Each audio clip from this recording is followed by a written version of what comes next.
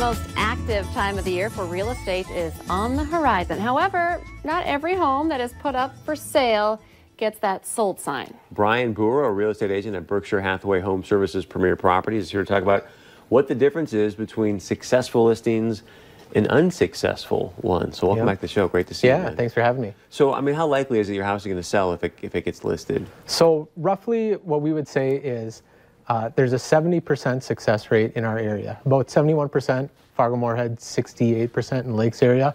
Now, you're probably thinking that's not a very good number.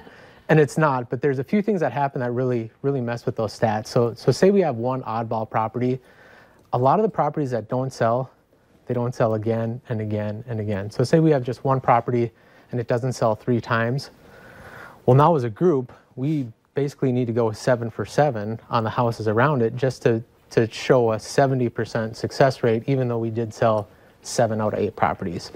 The other things to keep in mind, less expensive properties, more likely to sell just because there's more people that can buy them. You know, more expensive properties, those buyers have a lot of options. You know, if I have a $700,000 house, I can maybe buy it, or I could maybe build for $700,000, or maybe I'll just keep my $500,000 house and buy a lake cabin. So especially in those high ranges, you really need to price and present your property perfectly. It's interesting, the percentages and the averages. Well, what's the #1 thing you can do to find success in selling your house? Yeah, and it's really simple. I mean, the #1 thing you can do is attract a buyer. And so really you just got to think about that and work your way backwards. And we have this graph here that shows how much activity is on your house as it hits the market. The thing is, the best buyer for you probably is pre-qualified. It's probably looking online daily or having a real estate agent look for them. They likely have a search set up. Hey, I want this area, this many bedrooms, this price range. So knowing that they have a search like that set up, when you list your property, you need everything perfect. Because the second I hit that button to make it live, there might be 20, 30 people getting an email saying, oh, new listing that fits my criteria. Let's go look at it if it looks right. If it doesn't look right, then it's going to sit there. What's the biggest reason a house doesn't sell? Yeah, so as we mentioned, not getting a buyer. So there's kind of 2 things. Presentation or price. So when people get those notifications of a new listing that fits their criteria, if the presentation isn't good, you know, say there's poor photos, people aren't going to want to look at it. Personally, I always use a professional photographer on any listing just because that's a huge deal. And then the other thing is price. If someone can find a better property for the same price, that's the one they're going to go to.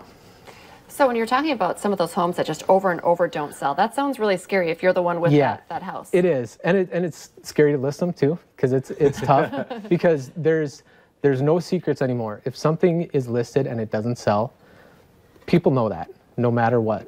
So what you need to do is completely rebrand yourself from that old listing. So we take listings all the time, other companies that don't sell them. Redo photos. I mean, a lot of times those ones that don't sell, they maybe didn't have professional photos. We can add those for them. Likely a price adjustment. What's tough is, like I said, there's no secrets. So people know a house was listed before and didn't sell.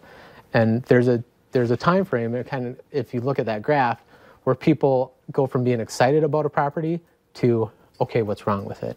So you just got to keep that in mind and really market the heck out of it. Yeah. How do people get a hold of you? Yeah, the easiest way is by myself, 218-850-2004. Also have a personal website, fmtothelakes.com or fargotothelakes.com. Either way will get you there. All right. Thank you so much for visiting with us today. Yeah, thanks for having me. Coming up on today's show, finding the perfect pair of jeans.